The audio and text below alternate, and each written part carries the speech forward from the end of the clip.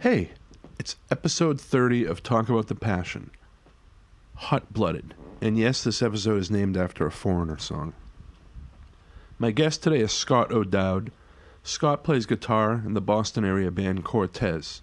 He's been playing music for most of his life and was the perfect guest for Talk About the Passion. Scott was nice enough to make the trip down to me in Wrentham, Massachusetts, and we hung out for a bit after our recording, listening to records and talking more about music and people we mutually know and that kind of thing. I knew Scott from social media, and my old band Presley even played a couple of shows with Cortez before. But it was great to have someone on with similar tastes, same age as me, and same ideas about music. Scott's band Cortez is classified as a stoner rock band, and I think at this point that genre is thrown around too much. One thing you often hear from people who either aren't involved in any kind of rock-based music scene or just, don't do enough digging is that rock music or rock and roll is dead. There's no more rock bands. Well, this statement might be true if you're talking about, traditional hard rock bands playing stadiums. That's reserved for bands that have been doing that for years, like Metallica and AC/DC. Or, the ones that were doing it again all of a sudden or having like a resurgence, like Bon Jovi, Guns N' Roses. And yeah, I know Bon Jovi aren't technically hard rock. What I'm trying to say here is rock and roll is alive and well and always has been here. And now I sound like Huey Lewis. Is that a line from that song? Stoner rock should, to me should just be called hard rock because these bands are carrying that torch. And when they do it well, like Scott's band Cortez does, it kind of makes you forget that, any kind of rock and roll is dead thing you might have in your head. With that said, let's get a couple more things out of the way and we'll start this. I'm on social media. Facebook and Instagram are updated the most. I have Twitter, but it's basically just to announce new episodes. On Instagram and Facebook, I try to put relevant content up on Instagram, related to the podcast, clues to upcoming episodes, and that kind of thing. We have a lot of fun over there. Let me tell you. You can listen to this on Apple Podcasts, Google Play, or wherever you find your podcasts. I'm even on Spotify now, if that's your thing. And hey, if you listen to this on Apple Podcasts and like what you hear, or hey, if you don't like what you hear, leave me a rating or a review. I love to hear feedback. I swear I'm trying to say less. I'm always I'm always looking for new guests. So if you or someone you know wants to be on an episode, please reach out on one of these outlets and we can set it up. If you want to hear Cortez's music, they have a website that is kept up to date, which is cortezboston.com.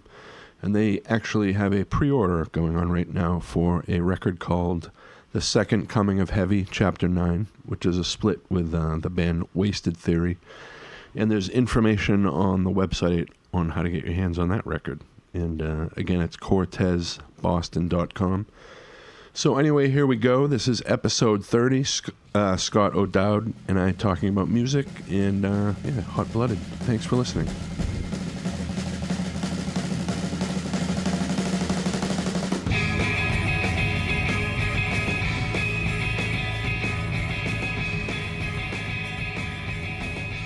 All right, we're on.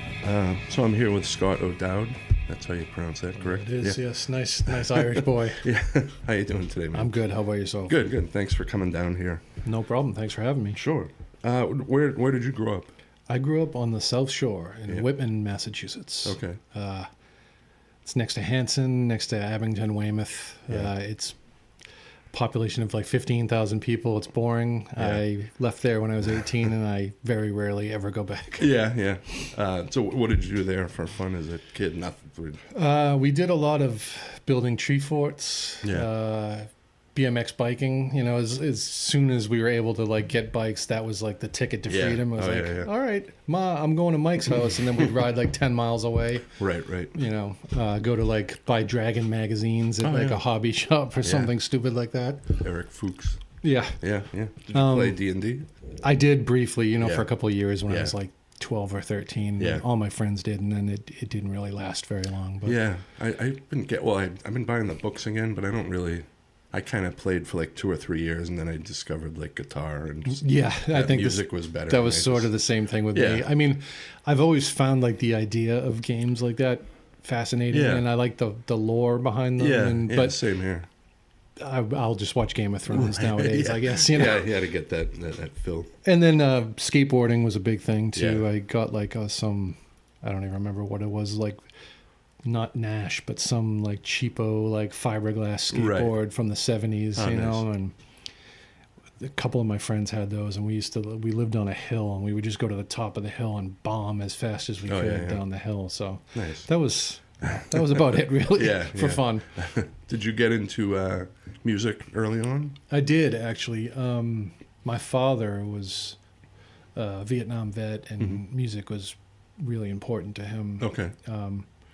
And from the earliest like memories, I can remember hearing like, you know, obviously like the Beatles and the Beach Boys and Led Zeppelin. And then even like as I got older, I remember my dad having like Back in Black. Oh yeah. And I would like steal it and tape it because he was like, you know, you can't listen to this. It's not for young ears. Yeah, yeah.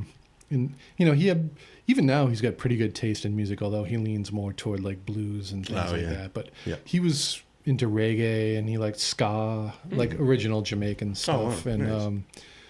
You know, he liked like the Blasters and rockabilly stuff. And you know, he had some pretty varied taste for what you would think of as sort of a mainstream rock guy from like, you know. But I think he would, you know, pre-internet days, he read magazines a lot, and he used to subscribe to like Stereo Review. Oh yeah, I don't know if you remember that. I remember that magazine. It was like a hi-fi like magazine. Too, but it was like for hi-fi audio geeks, you know. Yeah. But they would always have reviews or guys that would write columns, and anything that like sort of piqued his interest, he would like mark it off, and then I think he would just go buy it when he was out, you know, at the record store. Yeah, and I think he sort of used that as like his vehicle to find out like cooler music. Oh, nice. And then me hearing that stuff as a kid, it was like, I didn't know that it was weird to know who Bob Marley was at like 5 years old. You know, in like 1975, like before he was really big in the States. Yeah.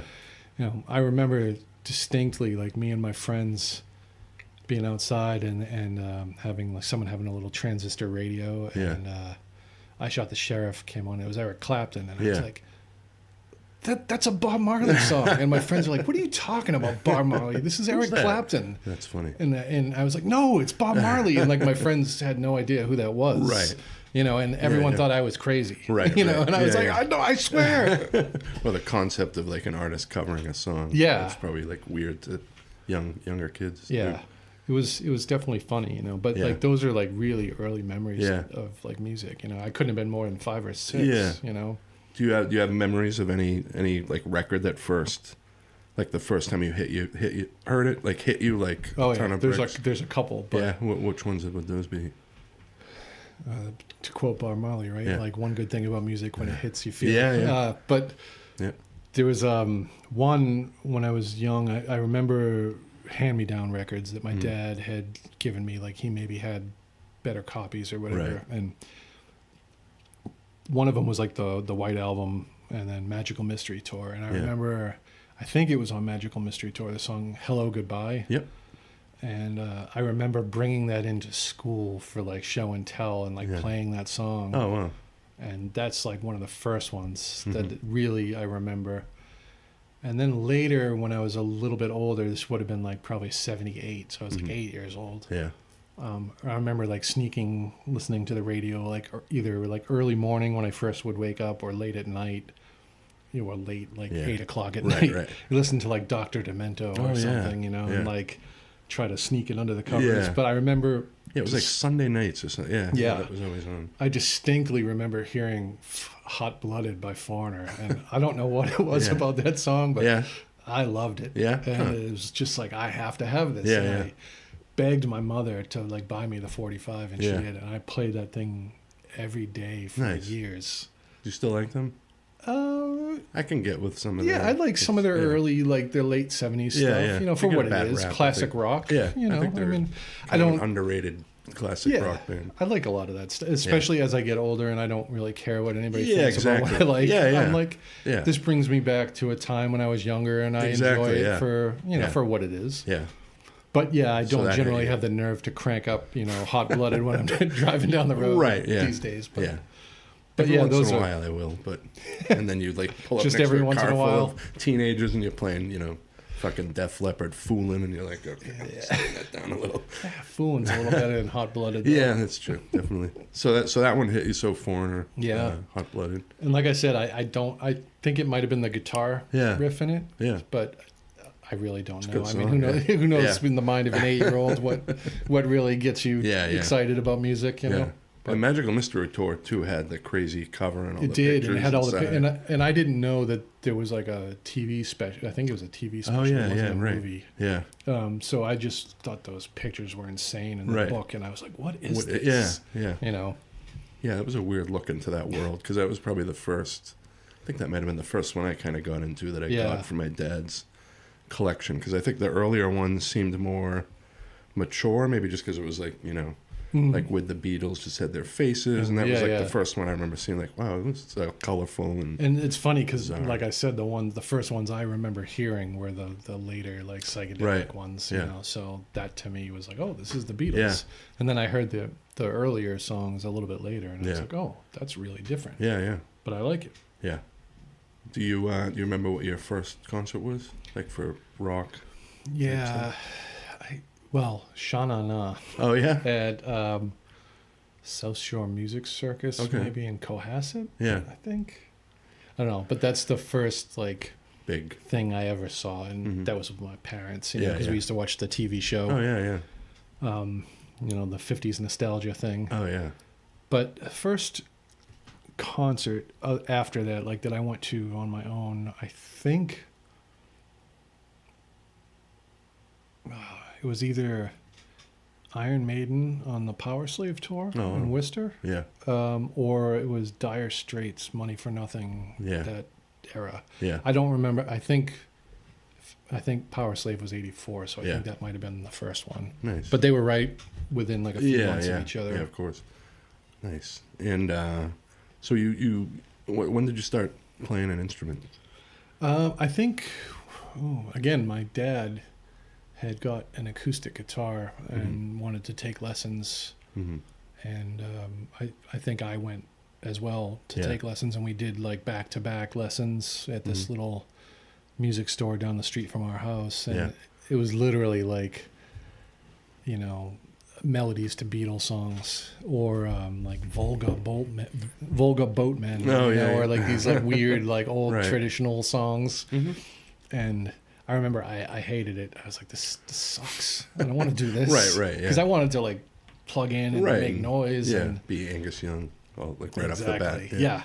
So I stuck with that for about a year, and I guess I was okay at it, but I didn't like it. Right. Yeah. And I put it down, and then I think in school they gave like the band presentation, and I remember thinking like that the saxophone looked really cool, and I wanted to play the saxophone, but the saxophone was really expensive. My mom was like, hell no, you're not playing the saxophone.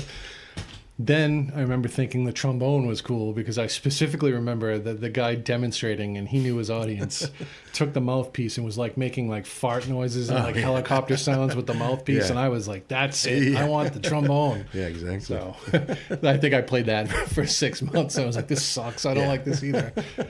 And then maybe a few years later, I picked up the acoustic, and then I begged my parents to buy me an electric guitar and an amp.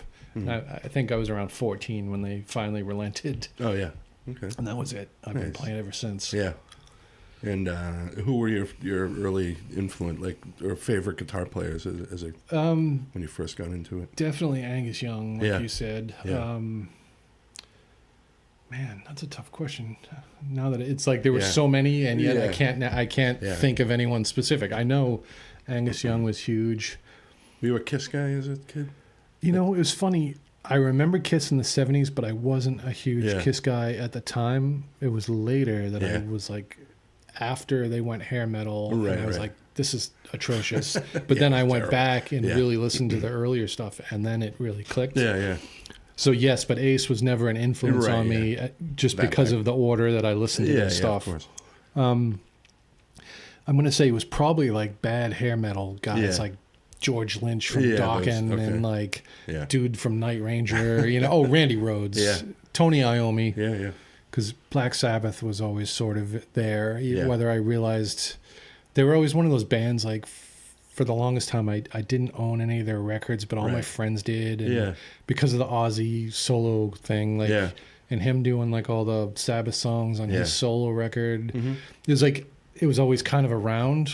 But I never really got into it until a few years later. But so that was always kind of running in there, you know. I think I did the same thing. I think I had the greatest hits record, or the We Sold Our Soul, but I never had the same. I knew because I was into Ozzy's solo stuff, and he always did Paranoid and Iron Man and Children of the Grave, maybe.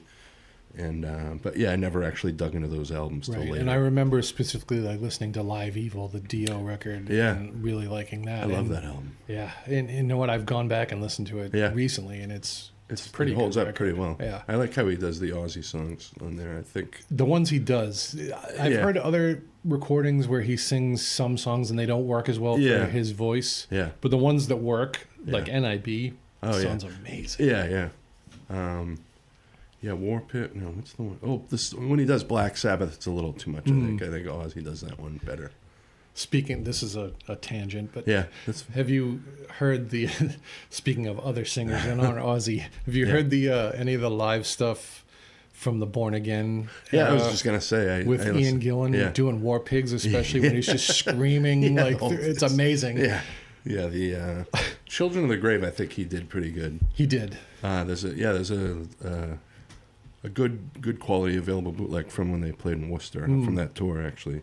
And I think I have the reissue here that has disc 2 as a live set. Right. That's the one I'm talking about. Yeah. And I think they do Smoke on the Water. Yeah, they do. That's terrible. Yeah. So. But specifically War Pigs, like Jim. You know Jim Healy? He played in We're All Gonna Die. Yeah. Jim and I listened to this incessantly for like a couple of months. And just just doing these screams in the middle of the like ding, part, and it's hard. The funniest thing ever. Yeah. Were you into that record? Because that's like I did like it. I remember the video for Trashed, and I remember liking it. But you know what? The mix murders the record. It sounds so bad. Yeah. Like there's some good songs on it for what it is, and I do like it. But there's actually a thing that went around on the internet somewhere that was like rough mixes of that record that sound 10 times better than the final mix. It sounds like it's underwater. There's something weird about that record. Which is too bad because it's not Dio or Ozzy, but it's got something about it that's good. You know. Did you ever go to any of the other singers? I mean Tony Martin, just because I remember seeing like videos, but I didn't really. I mean, he was a good singer, but I just didn't really like the stuff that much. You know? Yeah, definitely. Yeah, I think the second, not the second. I guess it would be the third record they did, studio album they did with Dio. Oh, the Dehumanizer. That's a fucking great record. That's a really good, like TV Crimes. Like some of those songs After are really All, good. That one. It was a good record. I'm glad. And then there was that single that was in Wayne's World. Oh yeah, Time Machine. Yeah, that was pretty good. Yeah, it was good. Poppy but good. Yeah. So you started playing guitar. Did you form? When was the first time you got into a band? A real band.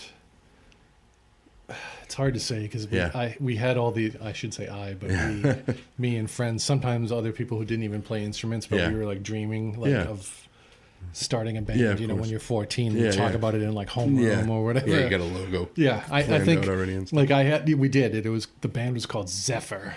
Worst name ever.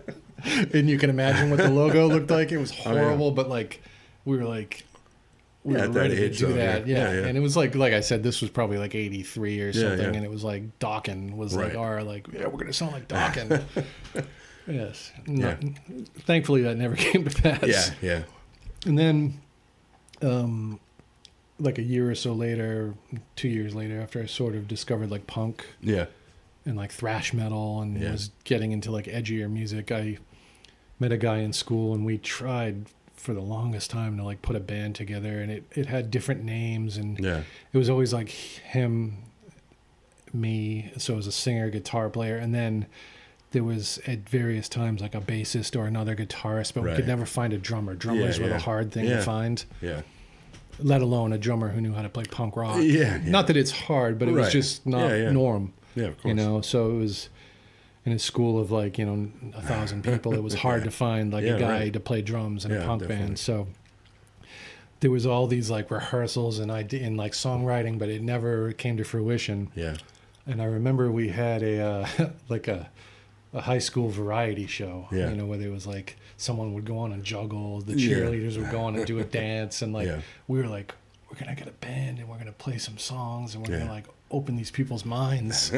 And we actually heard of a friend who played drums. Yeah. And his name was Dana Stewart. I don't know if you know Dana. He's like a rockabilly guy. He played drums in like the Royal Crowns for a little while, and he did the Racketeers and a bunch of other bands. But at the time, he was into like punk and hardcore, and we were just going to do a few covers. I think it was like Nervous Breakdown, Minor Threat, and like one or two other songs. And we basically said to Dana, like, will you do it? And he was like, yeah, sure. He never rehearsed with us, and we all just showed up to play, set up our stuff. Yeah. And literally started like trying to tune our guitars and played like maybe the first 10 seconds of like Nervous Breakdown. Right. Yeah. And our friends who were maybe 10, the kids that were into like punk rock started like pushing around and dancing a little bit. And all the other like football player guys thought it was a fight. So everyone started fighting, and some girl got her face like smashed off the piano in the orchestra pit and like broke her nose. And they pulled the plug on us. And then like I vividly remember like we had to run out of the school, and like people were chasing us, and like we were hiding in the woods behind the school, and they were like pickup trucks full of like football players driving around looking to beat us up, and it was like, oh my god, we just want to play music. And then I was like, I love this. So, I guess you could say that's where it really the bug hit. I was gonna say, going backwards a little, so you got into punk and hardcore. How did that happen? It happened because I was into like Dawkins and AC/DC and whatever metal was like popular at the time. Yeah. Except, but I remember hearing, "Fight Fire with Fire" by Metallica off of Ride the Lightning, and that was like, oh, what is this? Yeah. And just being like blown away by that record, and like having never heard anything like that. Yeah. So immediately I was like, I like this. Yeah. And then maybe like a year or so later, I remember hearing on Nasty Habits, do you know that? It was on like WRS on Sunday night. Mike, what was his name? Mike. Yeah, I don't remember the guy's name, but I remember the show. And I remember they premiered Disposable Heroes. Oh, nice. Master Puppets. And it was before the record had come out, and I was just like, oh my god, this is the most that song is insane too. Still. And so I got into like thrash, like Megadeth, Slayer, all that Overkill, Motorhead, whatever, that kind of stuff. And I was like, this is where it's at. Yeah. And I remember a kid who sat next to me in like one of my classes. His name was Joe. And he was a funny kid, but he was one of these kids that had like issues in school. Like he was a nice kid, but he just didn't fit in well. And he was a skinhead, not like a bonehead skinhead, but like, his hair cropped and wore braces and always had on like a circle jerk shirt and like his jeans rolled, cuffed, and like Docs. Right. And I remember like thinking that was, oh, that's interesting. Yeah. But he got in a fight like every day, and I think he made it through about 2 semesters, and they finally were like, okay, you're out of here, and he got expelled. Yeah. So I never saw him again, but we sort of became friendly because we sat next to each other in like a social studies class. Right. And I remember like I would kind of look at his book, because everybody would draw the names of bands on their books, and I'd be like, oh, Black Flag, Circle Jerks, Gangrene. Yeah. And I'd like kind of make mental notes. Yeah. And then I would go to the record store and like try to like buy a tape or a record and like check those out. Nice. And I think I heard like Nervous Breakdown by Black Flag. Yeah. And like Another Wasted Night by Gangrene. Yeah. And like the Adolescence Blue album. Oh, yeah, and yeah. The Crew by 7 Seconds. Yeah. And once I heard those things, and then it was just on. Yeah, yeah. And then like a friend like gave me a tape with like Exploited, like is it Let's Start a War? Let's Have a Let's War. start. Said Let's Maggie start a one war. day. That Yeah, one. yeah. It had Gangrene. It had Minor Threat. The one with the black sheep on the cover. I'm blanking on the name, right? Out of Step. Yeah. And maybe Wild in the Streets by the Circle Jerks on yeah. the same tape, and Nice. that was also a huge Yeah. thing. And I didn't even know who some of the bands were. I just Yeah. knew the songs, Yeah, and I was yeah. like, I love this, and that kind of set me Yeah. right away. And Yeah. that was like there was no turning back at Yeah. that point. Do you remember what your first show was? I think before we were talking, you said. Yeah, Descendants, I'm pretty maybe? sure it was the Descendants. Yeah. Must have been like '87. Yeah. It was at TT's. Okay. Because I remember when I first started going to shows, like Yeah. I said, I listened to punk since maybe about '85, but I Yeah. didn't really go to a show Right, for a right. couple of years. Yeah, yeah. I was like 17 maybe, Yeah. or 16 even. Mhm. And TT's was like the big spot, Yeah, Saturday yeah. and Sunday afternoon matinees. Yeah, and, Mike Gitter was doing all Yeah, those he shows was. there, Yeah, it was all Triple X stuff. Yeah. And it was the Descendants, I think like Wolfpack from like Albany, New York. Oh yeah, I remember that band. Like early, like kind of straight edge. Well, Yeah. not early, but like Right, yeah, early, yeah. like Yeah, post. later straight Yeah. edge kind of, like Yeah, more that like Youth of Today. Yeah, Era, whatever. they were Second pretty wave straight edge, I guess yes, we'd yeah, call it. they were pretty unremarkable. Yeah, but, yeah. And I think Doggy Style Yeah, played too. yeah. But it was like right when the All album had come Yeah. out, Yeah. or it might have either Enjoy, just come maybe. out or just before Yeah. it, or I don't remember. But Right. it was really good show. Yeah, yeah. Nice. I That saw was like- Doggy Style. I think it was probably at that one. Yeah. That Doggy Style. And then band it was like crazy. every show I could get to. Yeah, I yeah. went for like a couple of years, you Yeah. know, and they were all mostly at TT's, but occasionally there'd be something at the Rad or Right. like Brandeis Universe, like that Slapshot Moving Targets, Oh yeah. Circle Brandeis. Jerks show at Yeah. Brandeis. So many. Like Is that when is Keith Morris wearing like a back brace or something? yeah, That or one, he I think, hurt is his it? leg or Yeah, something, something or like that. something was Yeah, he had some sort of thing where he couldn't move around. Right. But I wasn't at that, but I remember seeing pictures. I remember of it or that something. show, and I remember they played Nervous Breakdown, and again, I had a long nice. history with that song. Yeah, I yeah. went nuts. I was like stage diving like a maniac, Yeah. you know. Did you? So you must have missed Black Flag. Yeah, Yeah, I did. yeah. Just, Yeah. I think when I started going to shows, because I think they broke up in '86, so Yeah, I it was think so, yeah. probably like Right within around the there. year. Yeah. You know what I mean? I know it's crazy when like we were saying before, like Yeah. you miss stuff by just a few Although at that months and- time, I didn't Yeah, really you like wouldn't what they think- were doing all that much. Yeah, either, yeah, so, same here. you Yeah, know. yeah. I go up to Loose Nut. That last Yes. album I've gone back I to know. here and there, and Part of it is, for me, the guitar tone is just atrocious. it's it's hard like, to- yeah. and Greg did that on purpose. It Yeah, was like yeah. playing like bright and brittle through like a PA head with like no distortion and Right. solid state and Yeah, everything. I was like, yeah. why would you do that? It Yeah. sounds horrible. Yeah, But yeah. He seemed to do a lot of like musical trolling, as I like to call yeah, it. yeah.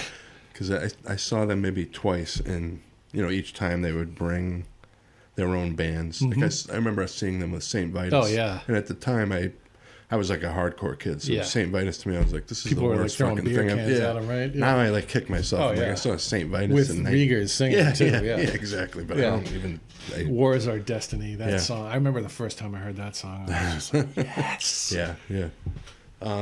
So you would come up from the South Shore into Yeah. Boston, and And it's funny too, because like on that, this was like pre-commuter rail. yeah, The Red Line went to Braintree, and I Yeah. lived like 3 towns away from Yeah, Braintree. yeah. But as luck would have it, my friend Chris, his father, who was like a biker yeah. and divorced, Mm-hmm. lived in Weymouth in this little house, and we would just go stay the weekend at his Oh, place nice. and then skateboard to the Braintree T station and then go and Oh, nice. basically stay in town Yeah, yeah. all weekend Right, and just go right. to as many shows as we could find. Yeah, you know? yeah, yeah. And there was like Newbury Comics, Oh yeah. Nuggets, and Planet, Mhm. and all those stores. Yeah, those were all on the list. Of course, we didn't have any money. Yeah, we were I know. usually out front Yeah, of TT's bumming with change off people, or But And you. So, when did you first get like a? I know the first band I'm aware of that you had was Suckerpunch. oh yes, That's on the Boston Hardcore compilation. yes. I think I saw you guys once or twice. You'd be one of the few, because I think we played 6 shows. Yeah. It's funny because I was just talking to this with Al, who played guitar and bass in that band, and we were trying to fire up the Wayback Machine and figure out some of the things, and every time one of us would say something, we'd remember something that the other one didn't, and it was like, oh wow, I forgot, But that started, I think, right around '87. Yeah, I met. They were from Hingham, all the guys in that band except for me. Okay. And I met them at the Hanover Mall, of all places. I was hanging out at the record store, skateboarding. That might be when I was talking to you before about where I got these posters. I think that might have been at the Hanover Mall. It was in a mall that was down there. It sounds like about a right. half hour and 40 minutes from here. So I think it was the Hanover Mall. It was like a Comic Con thing there. Right. Anyway. So I met those guys just from hanging around in the mall and seeing like other punk rock guys, and you know how that was. Like, especially in the '80s, you'd see somebody else that was into punk rock, and it was like, oh hey, like of course, because it didn't seem like there was a lot of us. Yeah, there wasn't. I don't think there was. Yeah, especially like outside of the city. Right. And that's you'd be like, ooh. So anytime you saw anyone that had like a Dead Kennedys patch, or anything, a skateboard, even, it was like, I need to talk to that person and find out what's up. I know. So I met those guys, and I don't really specifically remember who. Yeah. I think maybe like Tom Haybelt and Matt Twig was another guy. He hung around for a while, but then he kind of, and Kev Borowski, who was the singer for Suckerpunch. Yeah. And I think those were the guys I met. Right. And then Kev and Chip, who ended up being the drummer in Suckerpunch, and Al had a band called DTX. Okay. And I think Downtown Crossing. Oh, nice. And I think Al played... That's a good hardcore band. Yeah. It was all about the 3-letter thing back then, too, definitely. But there was a singer named John Garrison, and I joined the band, I think, on second guitar, but it might have been on bass, and Al might have been on... I don't remember exactly, because it's a long time ago. Yeah, of course. But at any rate, John just sort of stopped showing up. Yeah. And we never played a show or did anything. It was just sort of we rehearsed a handful of times when I was in the band. They may have done more. And then it sort of just kind of ran its course. And Kevin, who had been playing guitar and writing the music, decided he wanted to sing. And then once that happened, I remember specifically being like, okay, I'm playing guitar. Yeah. And Al and I were both playing guitar, and I don't think we had a bass player for a while. And then we found this guy, Frank, and he was with us for a while, and then it didn't work out. And then we had someone fill in for a while. And then Al left because his parents were on him about like grades. Right. And we replaced him on guitar, and then he wanted to come back, and we were like, well, if you come back, you're playing bass. Sort of like the demotion, but we needed a bass player, and it worked out, you know. But yeah, we recorded like 5 songs, which in itself was this ridiculous like thing. We didn't know anything about anything. Like I'm putting out a record, recording music. I mean, you're 17 years old. You don't know the first thing about anything. Yeah. And I remember somehow we got wind that the guys in Intent to Injure had recorded at this like studio in New Bedford. And that was the only thing we knew about anything. So we were like, we're going to go there and record. Right. So we go there and we bring all our gear. And I think somehow we got split up and some of us couldn't find the place. And then we finally all get there and we set up. And it's in the guy's basement. Right. But his like mom was home. Right. And he wouldn't let us like turn on our amps. Right. So we had to record like through direct into the... not direct, but even worse through at the time this like new technology called a Rockman. The Tom Schultz from Boston. I had one of those fucking things. The worst guitar fucking tone in the history of... And we basically ran Boss Heavy Metal 2 pedals into that, and that's why our recording sounds like utter garbage. Even now, like we're always just like, I wish we could go back and re-record those guitars. It sounds horrible, you know, and it's like, but we were supposed to go back and re-record the guitars, and for whatever reason, it never happened. Yeah. And that's what we got stuck with. Wow. And that's what's on that comp. And it's just like, right. every time I hear it, it's just like, oh, not that. Because it's just such a vivid memory of being disappointed, you know? Right. But yeah, when you said you only played a 6 shows, I may have, because I remember when there was a period where there was a lot of bands with similar names, like that were like names were like named after being hurt, like Crossface, Floor Punch, Uppercut. Well, it's funny because Crossface were very much like sort of our like brother band kind of thing. It was like, and you know, that was very much of the scene, like Suckerpunch, Crossface, Eye for an Eye. Although like what I call like lesser known, right? You know, some of them went on, like Eye for an Eye went on to do bigger things and were a little bit more popular. But like us and Crossface broke up and didn't really do anything.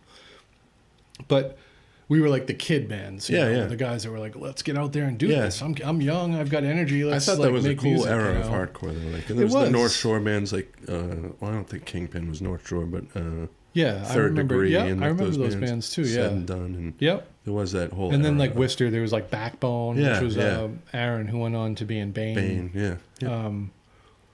And like we played like maybe 6 shows. I know we played 2 shows that we put on at like the Hanover Elks Club that we rented out the place and through these giant shows, and they were crazy because people from every town around came out because there was nothing going on. Yeah, of course. And it wasn't even people that liked like punk rock. It was just like random high school kids. You know? Yeah, something was happening.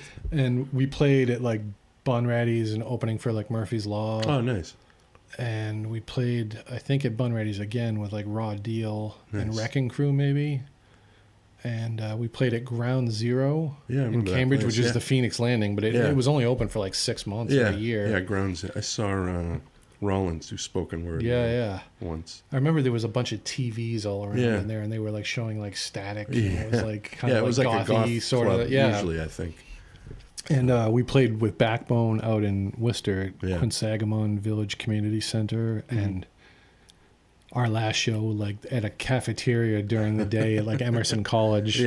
And like I think we did a cover of like Highway to Hell and got into a fight on stage because we played it wrong and everybody was mad at each other, and then we basically broke up after that. It was like, okay, this is done. That wasn't a straight edge band, was it? It was actually, okay. But it was more like you're 17, you don't, you know, like we were a straight edge band. So you followed that for a little while. Yeah. But it was more like, I think Kevin liked the idea of like sort of a slap shot. His shtick was sort of, and Sheer Terror was sort of just becoming known outside of New York. And Paul's like banter was like a big influence. Kevin was big on just like stirring the pot. And I think it was sort of a cross between like the slap shot, like when they were early on, when they were very like quote unquote militant and like, and Paul Bearer's like banter. That was sort of like Kevin, I think, where Kevin was like merging those two things. That was sort of his vision for, because it was sort of his idea, the band, you know. So nice. It was fun. Yeah. And so after that, who did you play with after that? After that, I sort of, it's funny because there were a couple of years where I didn't really do anything. It was more just like I did a band. And it was kind of like I didn't really give any more thought to being in another band. I would still occasionally go to shows, and I think there was a few attempts to restart the band with different combinations, like me and Kevin and maybe a different drummer and bass player, or you know, and I think we even played like a couple of house parties, but it just never really took off. It didn't do anything. You know? And then kind of worked and just did the normal life thing, you know, and it was like, oh, I'm 21, I need to get a real job, I need to do this, whatever, you know, and we did that. We were kind of talking before, too, about, I think both of us sort of around the same time got just kind of bored with hardcore and just sort of moved on to, so what, after hardcore, did you get into like some of the stuff that was coming out, like grunge or any of that kind of stuff? I mean, even simultaneously, because it's sort of this weird overlap with like hardcore, where it was like I was still into hardcore. But I wasn't as active as like going to shows all the time. Right. You know, and I would still go to see a show. Like I'd still go see like Quicksand if they played, or I'd go see like, I remember I really liked Into Another when they first came out, because they were sort of different and weird and cool. Yeah. And it was like, oh, they're one sort of of my metal. favorite bands. Yeah. I love that first record, actually, which is weird because a lot of people don't like that. Yeah. I love that. And I mean, Richie's voice is a bit much, but I dig it. Yeah. But I didn't like that. When I first saw them, I think they played the Channel. Yeah. And I didn't like, I think it was with Iceburn maybe. Or I was like, and I was just bored. I was like, I don't know what this is. But then like, maybe 6 months later, it like clicked. When I heard the record. When I heard that record, like I was living in a house in Scituate with a bunch of guys, and we just like surfed and skateboarded all the time, and it was like, that was like, it was a game changer. Yeah, we would like have like 50 dudes over and just like drink 40s and like blast that record, and people would go crazy in the living room, you know. Like I think a lot that had to do with that and bands like Quicksand too was probably like people like us that wanted to just take hardcore somewhere else. And you know, as you get older, you know, I mean, mosh parts are great, and you know, screaming about getting stabbed in the back is great, and everything, but you know, you kind of want to move on to something different, I think. And even like Sheer Terror, if you really think about it, I mean, there was a huge like Celtic Frost influence, especially in their early stuff. You know? That guy wasn't it Alan? Yeah, the guitar player. Yeah. I mean, that was a huge influence on them. The double bass and you know, the kind of slow plodding. Like yeah. And Boston was a good place that era, in that time period, I think, for bands started happening.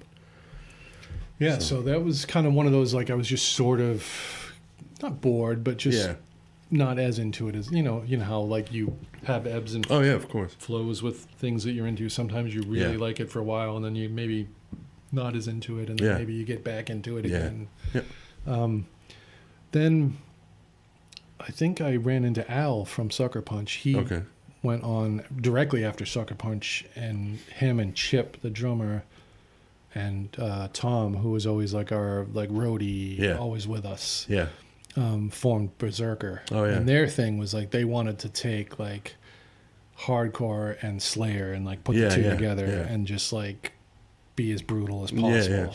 And you know, they did really well. They put out some 7 inches on like Nemesis, and they opened for Pantera like on Cowboys from Hell. And so while they were doing that, I was just sort of like not playing music and just kind of like hanging out with friends and working. And you know, I got really into like hip hop too, like golden age, like you know, late 80s, early 90s. I always had sort of liked it, but I really kind of got into it for a while. And was just kind of immersed in like hanging out with people, listening to that, and then I ran into Al somewhere. I think it was a party, and he was saying that Berserker was sort of not really continuing. They were done for whatever reason, and he asked if you know maybe I would want to do something. So he and I really had no idea what we were going to do. And I remember we both had the idea that we were going to sing and play guitar and write all the music. And it was kind of like a vanity thing. We're going to do everything. And then we both realized that we couldn't sing. And we were like, maybe that's not such a good idea. But then we found a few guys that he knew from high school that had played in like sort of almost like hippie kind of like bands. And we did a band called Crawl. Which was... very much like you were saying, like grunge. I was also into like grunge and sub pop stuff and like Tad and you know like, which I didn't think was really that much of a stretch from like, hardcore because I felt like those dudes were all like dudes that were influenced or into punk rock, but they also liked AC/DC and Black Sabbath and Kiss. So it was sort of a melding of everything I liked, which I think it was when cool. I think it was when people realized, like we were saying before we started recording, like. There was a period when you didn't, at least for me, I didn't listen to both together, and then I realized it doesn't, you know, now, especially now that I'm older, I don't fucking, you know, it doesn't matter. There's no shame. There's no such thing as a guilty pleasure. When it comes to when everyone says, what's your guilty pleasure? I'm like, there is no guilty pleasure. I have a framed picture of Phil Collins in my fucking living room. I don't have a guilty pleasure but you know what? At this point. Life's too short to like worry about what other people think. Yeah, exactly. You know? I mean, that's a kid's game. Yeah. Especially with music, there's just so much. I mean, if something's good, it's good. I don't care if my friends are gonna be like, "Oh shit." I'm very much the same, and it's like you know, and it changes wildly from day to day. Like, I mean, I want to listen to Life of Dreams by the Crumbsuckers, but then I could be like, well, I want to listen to like, you know, some Rocksteady. I want to listen to like Eddie Cochran. I want to listen to, you know, Pete Rock and CL Smooth. It's like. and it can change instantly. That's why I reached out to you, because we've probably met at one point, I'm sure, because we played a few shows and I think, but we never really knew each other. It was just more of a casual, hey, how you doing? Yeah. But I see all the records that you post pictures of on Instagram. Right. Like, so it's cool to see someone else. And jazz is something that recently, as an old guy, it clicked with me about 5 years ago. Yeah. I always liked big band swing music because my grandfather listened to that. So I always had an appreciation for it, even though I wouldn't go out and buy the records. But it was always kind of there in the background. So I always sort of liked it. But I don't know, I got into bop and bebop and post bop and hard bop. I don't know, stuff from the 50s and 60s, just about 5 years ago. And and that's a rabbit hole that doesn't it does not end. Especially because you look at the lineup and you're like, oh, Jimmy Garrison, so let me see what else he's on. Go find all his stuff. And then it's very tangential, and it's great because because there's only so much. There's only so many Black Sabbath albums you can get. Yeah, unfortunately, because if there were more, I would buy them. Yeah. So for rock and metal and stuff, I feel like there's almost. It doesn't stop. There's obviously still good stuff. But there's so much of that jazz out there that it's. And I have a bad eBay habit. We were talking a little bit before the show, and it's every week my wife's like, how many more records did you get this week? She's like, we're running out of space. You need to stop. Yeah, I know. So, yeah, my thing is getting full in there. So I'll usually take some out and sell. I'll bring 6 to the used store and sell them, and then come back with 8. Yeah, I've been threatening to do that actually because John Sandler actually opened up a record store across the street from my house. And I've only been in there twice. Yeah. You would think I would go there all the time, but I'm actually afraid to go in there because it's a great shop. Oh, it is. Everything's priced well in there. But every time I see him on the street, I'm like, oh, I'm going to come in with all my doubles. And I keep not going. I need to get in there. And I might go there this weekend. I was thinking of going shopping this weekend. I'm also one of those people where it's like, oh, I have 3 copies of this, but I don't know if I can part with that one because it's got the lyric sheet and this one doesn't. I know, right? But the jacket's in better condition. It's like. I know. I've been getting back into. So I got back into collecting records, but now I'm slowly kind of getting back into buying out of print stuff, which is a whole other wallet suck. But, there's some stuff that I sold. I had the sealed copy of the first SSD album that I sold for $680 a couple of years ago. I needed gas to get across the country, and I wish I had the record. Yeah, I've sold a bunch of. I kept all my staples, the Minor Threat records, the Misfits records, the Black Flag stuff. But I sold the Faith album, pink vinyl, and I kind of wish I hadn't done that, but I got $100 for it from some dude from Germany. And it's at the time it was probably And I mean, realistically, the way I thought about it, I was like, these records and 7 inches have been sitting on my shelf for well over 10 years, and I haven't played them. Yeah, exactly. And it's not because I don't like them, but I just Sick of It All 7-inch. Right. I had that on red vinyl. There were 500 copies. I sold it for a fortune. Yeah. But I was like, if I really want to listen to it, I can listen to it online. It's not like I can't ever hear it again. Yeah. Yeah. And I just kind of was like, well, maybe I'll sell these. And then every week it was like, well, maybe I'll sell this. So maybe I'll sell that. And it was all these European guys started following my auctions because they, and they see Boston hardcore or New York hardcore. Yeah, it's bing, bing, bing. Yeah. The alarms go off. And those guys will pay a lot of money for some of those records. Yeah, people make the mistake of not offering stuff on eBay to international people, and you're losing a lot of money if you do that.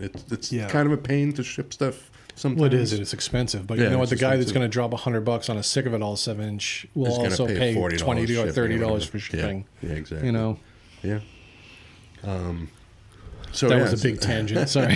No, that's fine. So did you guys end up playing stuff together? You and we finally got the band together, and our first show was, believe it or not, the Middle East Downstairs. And this is Crawl. Yeah. Although that one show we were called Black Eyed Susan because we literally couldn't come up with a name, and someone was like, I saw this. And we were like, okay, we need a name. And that was sort of grungy. Yeah, it was that whole I mean, there was definitely an element of like punk and hardcore, but there was also like some Sabbath and some Soundgarden and some whatever. Like it was sort I don't know of. why I'm using the word grunge. That's like the worst. No, but it's apt though. I mean, you know, everyone knows what you're talking about. Yeah. But there were also bands like Therapy from like Ireland, and like it was just kind of like, I don't know. It seemed like there was an explosion of like cool music. Yeah, and it was all different types of music, but it all sort of got lumped under one banner. Yeah, of course. Fairly or unfairly. Yeah. And I think our thing was like, oh, well, we can do like this Black Sabbath part, but then we can have this fast like punk thing, and then we can do like a mellow like bit. Spacey, and it was like, it was just sort of like, you know, at 23 being like, oh, we can do other stuff, and it doesn't have to conform to this like set of rules. Yeah. And whether we were good or not, I don't know. Like there's things where I listen to, I'm like, oh, that was really good. And then there's other things I listen to, and I'm like, wow, that was really not very good and amateur. But that's how you learn, right? Yeah, of course. You know, and it's like, not everything's going to be good. Yeah. I have a bag here of tapes from old bands, like rehearsal space and stuff that I have I bought one of those things to convert it to like MP3s. I have one of those as well. I'm dying to go through that at some point because there's a lot of horrible stuff. You know what I find, speaking of that I have some Suckerpunch rehearsals. Oh, yeah. I don't know if you know Kev very well, but especially back then, he was a bit of like a hyperactive, like funny. But basically the tapes, the music is terrible. Right. But in between songs, his banter and him just like ranting and raving is like the funniest stuff. Oh, nice. I want to like rip it to like MP3 or something and send it to Kevin sometime and see if he remembers any of it, because he'd probably be like, "Oh God," you know. Yeah. But so after that band, how long was that band together? That band was together for about 2 years. Yeah.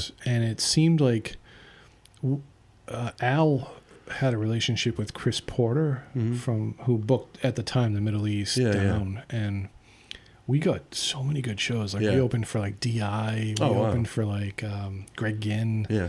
I mean, he was kind of terrible. Right at that point, yeah. But I mean, we would get like UK subs. Like anytime there was like a punk-ish kind of band, we would get on the slot opening, and that was great. Yeah. Then we played in like the BCN Rumble at the time. Oh, really? Okay. We were in it the year Doc Hopper won. Yeah. All right. And that was awesome because they were a great band. Yeah, too. they were great. So, but then we had, at the time, we were having like sort of issues with Al. Yeah. Nothing. And looking back, it was like stupid shit. Right. But like he was being very like kind of like, I want to do this, and kind of controlling, and other people weren't feeling it. Yeah. And you know, looking at it as a 48-year-old, I'm like, why did we ever like have a problem? This is dumb shit. But at the time, it was bothering everybody, and we decided to ask him to leave and to carry on without him. So basically, our bass player at the time switched to guitar, and then our singer Jerry knew a guy from Mass Art that he went to school with named Andre, who came in to play bass. Okay, and then at that point, we had been sort of reverting back to like 80s style, like punk rock. Yeah. Sort of the way I describe it is it like if like the Freeze meshed with like the Adolescents or something. It was sort of like Boston hardcore meets like LAOC kind of hardcore, and like melodic, but like fast. Yeah, yeah. And that's where we were coming from, and we decided to change the name to Bastard Squad. Oh, all right. And then we were together for like another 2.5 years, and then Jerry moved to San Francisco, and that band just sort of ended. But we played a ton of I can't even tell you how many shows we played. Like we played every weekend, every like community like hall, every like like all over Rhode Island, you know, Massachusetts, Connecticut, New Hampshire, you know, just regionally, but as many shows as we could play. Yeah. And we put out like a few 7 inches, a few records. We were on that I've got my friends compilation that Ken from the Dropkick Murphys put together. Yeah. Because when they were first starting out, we were like pretty close with those guys, and they used to like Ken used to come over to our house when we lived in the Punk House in Alston and like print T-shirts in like our living room and stuff, you know. Yeah. So we met those guys like early on, and Kenny, like, I remember specifically having to go up on stage and like tune his bass for him because he had never played bass before he joined that band. Like they started the band and he like learned how to play bass to be in the band. They did Swinging Utters covers and like Clash covers, and that was like how they started. You know what I mean? But he had never played an instrument. And look at them now. You know? I know, right? Yeah, it's pretty funny. Yeah, yeah. And so I did that, and then I did 2 bands concurrently after that. I ended up joining Razorwire, who had been around for a while, since like the early 90s. I was friends with Dave and Mike, the singer and the bass player, and they had some issues. And Mike Cahill was playing drums, who was in like Toe Tag and Skull and stuff. And I think he's in Raw Radar War with Jonah. He's a drummer. Yeah. He was playing drums when I first started, but then he also stopped playing with them, and then it became like a different lineup. Right. I played with them for a while, and then I also did a band with Dave, the other guitar player from Bastard Squad. Had been writing songs on his own, and we met him through the recording studio that we were recording at. And he was more of coming from like pop, sort of like pop rock kind of a direction. He was very into like OMD and bands like that kind of English stuff. And he was big into like, at the time, like Weezer and stuff like that. And he had been writing all these like demos at home and singing, and I was like, wow, these are really cool. So I sort of started playing with him. So it was like I had the punk rock thing with like Razorwire. But then I was doing that, and that band eventually was called Static originally after the Jawbox song. But then it became Favorite Atomic Hero. And then I stopped playing with them, and they continued on for a number of years. And then, what did I do after that? I played... did you play with Jim Healy in one of his... I did, yeah. That was a little bit later. After Razorwire and Favorite Atomic Hero, I did a band that started out of Razorwire called Fast Actin' Fuses. Of course. And that was like... I love that band. It was like real like fast. Like, thank you. Rock and roll, but punk, but raw. Like, and like Super Suckers kind of. Yes. Well, let's see. We started in like 99. It was the height of like of that Helicopters, Super Suckers, Lucifer, that whole like Scandinavian like action rock kind of stuff. So we were very much like, let's do like punk rock and roll. You know, like Dead Boys, but amped up. You know.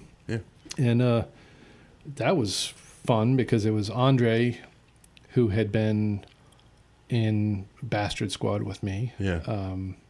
Me and then Darga from Wrecking Crew played bass with us for a while.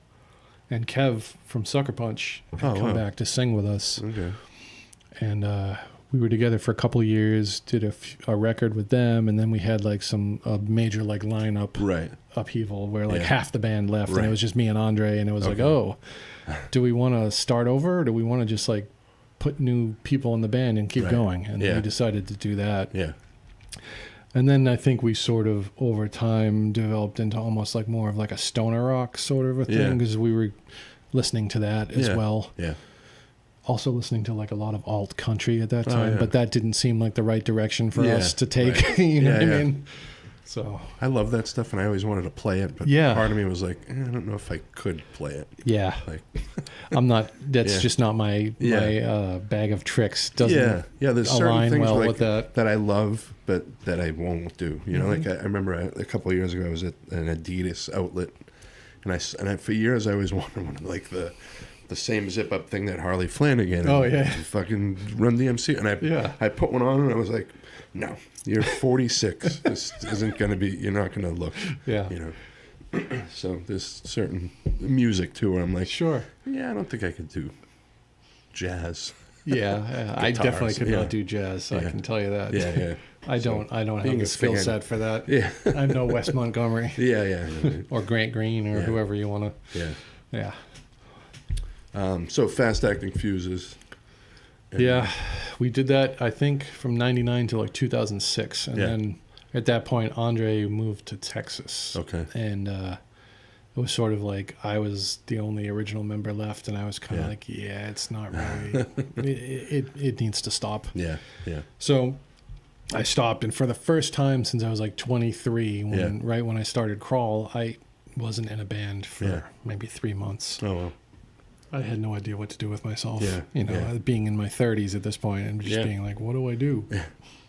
And that was probably the point too, where like, it was like a point where I feel like everyone I knew was in a band. Yeah. You'd play a show at like O'Brien's, and everyone in here is in a band. And it was just like that. It's that thing too, especially when like, you're getting into your 30s, mid 30s, and you've all been playing music for 10, 15 years. Yeah. You've probably played with each other in like 4 different bands at this point. Yeah, you know what I mean? Like, and it's very much like everyone in the audience is someone from a band. Yeah, especially in Boston, it's definitely pretty incestuous here. It is. Yeah. Yeah, and it's funny because like I said, I was doing nothing, and I was literally walking either to my girlfriend at the time, who was now my wife, Kelly. Yeah. To her place in Brookline, and I remember the phone ringing, and it was Tim Katz from Roadsaw and Seika and a million other bands, and he was like, "Hey, I know like a band who's looking for a guitar player, and I think you might be like the right guy. Would it be okay if I gave them your name and number?" Yeah. And I was like, "Oh, who is it?" And he was like, "Oh, it's guys that were in the band Steelhead and like Sin City Chainsaw, both bands I had seen, but didn't really remember. But I remember thinking like, oh, those guys were decent, right? And so sure enough, like Tim gave them my phone number. Jeremy, the drummer, gave me a call, and I went down just to get together, and I literally had like parts of 2 songs that at the very end of Fast Act and Fuses we had started trying to work on, but they never really happened. Right. And we jammed on those, and I think we wrote like complete songs like the first night, and it was just like, oh, this could work. And that became Cortez, which is my band that I'm still in now. Yeah. So, but at some point, must have been like 2009, Cortez was having like some singer issues, and things weren't working out, and so that's when I started doing another band at the same time with Jim. Yeah, that was called Black Tie, THAI. Yep. And we did that for a few years and toured around a bit and put out a record, a couple of EPs actually, and that was a lot of fun too. Was that the first band you toured with, or did any other? I mean, first like band that we had ever done like not heavy touring. Right, would go out for 2 weeks and go down to like Georgia and back. I mean, I had played shows like New York or Connecticut or like even as far as like Washington D.C. and Maryland, but that was the first band that we really. I don't know why. Like my other bands, I always wanted to, but there was always a reason why it didn't work. Yeah. And that band we put together expressly with the purpose of like, we're gonna write some loud, heavy ass stuff, and we're gonna tour. As much as we can, because everyone had to have jobs and stuff. But it was like, we were probably like late 30s at the time, and we're like, we're gonna do this now because it's probably our last chance. You know. Yeah. And it was fun, but it just kind of fizzled out. We got into a big fight in a hotel room in Indianapolis, and that was sort of the end of we're all still friends, but just at the time it was again pressure of being in a van together and dumb shit, like people arguing and getting on each other's nerves. Some people don't work good together like that, but it happens. Still friends. Exactly. So now Cortez, how did that band get together? Well, like I said, that started out of that phone call. And we were very much like, without even, I don't think we ever even discussed like what we wanted to do. It was just like, we were all on the same page, but it was very much like Black Sabbath, Caius, old, like mid-period, like Corrosion of Conformity, like. That's Alexa. Clutch, like I could go, Fu Manchu. It was just very much like that's what we want to do. And we were kind of right in that vein at first, probably like our first EP and our first like full length record. And then, like with anything, it's like that was cool, right? But I don't just want to play this. Yeah. And we slowly started trying to, not even consciously, but just like bringing in little bits of this or a little bit of that, or playing a faster, more aggressive song, or like a slower, whatever. And just, I don't know. We sort of had a couple member changes, but we've had a steady lineup now, mostly steady lineup since about 2009 with the same singer. And then we've got a new drummer who's been with us for like 2 years. But other than that, we're a pretty solid unit, and we're all on the same page. And it's like we get along great. Everyone respects each other. We respect each other's abilities, ideas. There's no like, oh, what the fuck? What's that? That sucks. There's like none of that. It's like if we play something and somebody doesn't like it, they'll be like, I don't really like that, or I'm not feeling that. But we always go to like vote. Yeah. And if it's 3-2, then it stays. Yeah. You know. And is this because is everyone in the band sort of a veteran of playing music and around the same age? So yeah, I mean, it's a varying age group. I'm the oldest at 48. Yeah. Alexi, our drummer, is like 45, maybe. I might be wrong. Yeah. But he toured for quite a few years in like a number of different like punk and metal bands. Okay. And we actually found him on Craigslist, which was like a godsend. I know, right? It was like, oh, this guy wants to like audition. Yeah. It's like, and we had already tried like 5 terrible drummers. Right. And we were just like, oh, nice people, but just not the right guys. You know what I mean? I shouldn't say terrible, not the right fit. Yeah. I listened to a bunch of your stuff online the last week or so, and I definitely hear you guys taking it beyond, like, it's not like just stoner rock. So I feel like this newer stuff, I like to think seems it's not more almost Deep Purple type stuff. And like it's more like 70s rock.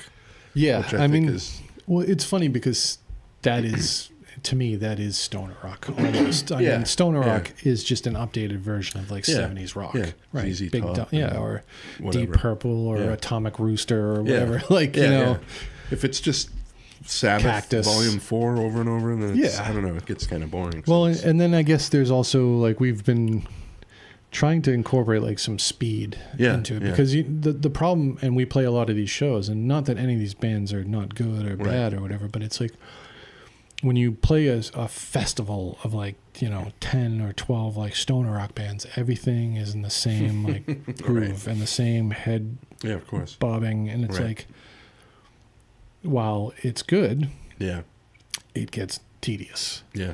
So we're very conscious of like, we need to have some fast songs and like, you know, and I find that almost like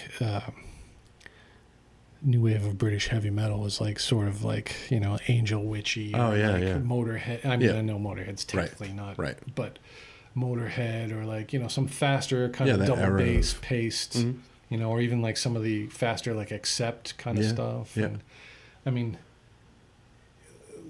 you'd probably never tell, but even like on the new record, like one of the songs, like the riff was a direct like, not a direct rip, but a direct like influence of me listening to like The Return of Darkness and Evil by Bathory and being like, that's a great riff. I should write something fast like that. You know what I mean? And like our song sounds nothing like that because we don't sound like Bathory, but like that was sort of the genesis of the idea, you know? Well, I always think that's a good thing in that I love in musicians or just artists in general, when they take influences, but they're not obvious, and they, you know, I think that's a good quality in someone. So that's pretty cool. Well, and I think one of the reasons that our song would never be confused for Bathory is like we have melodic singing vocals, and that's something that I guess I didn't mention that, but that was also something that we wanted the band to be melodic in a way, like heavy, but we wanted the vocals to be melodic. You know, we didn't want, again, nothing wrong with screaming vocals, but I get tired of being screamed at for like an hour. I'm like, okay, can you do anything else? Right. You know, like the vocals are great. Thank you.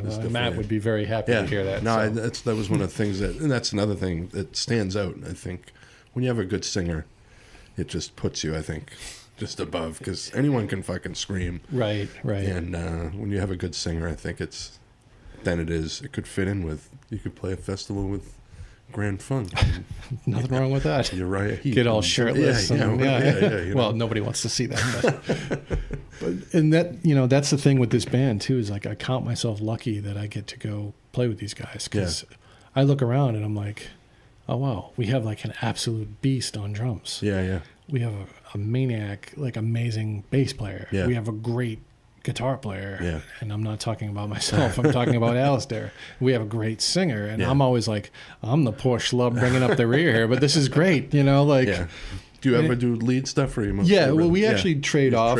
Yeah. But Al, like you can tell when you listen to like Al is the more like shred, like technical guy, and I'm more the like bendy notes, like feel kind of guy. You know what I mean? So, but it makes for a nice balance. Not everything's like, you know. So yeah, like Adrian Smith and Dave Murray. Exactly. Yeah. If you do the same thing all the time, there's no point in both of you soloing. You know what I mean? So yeah.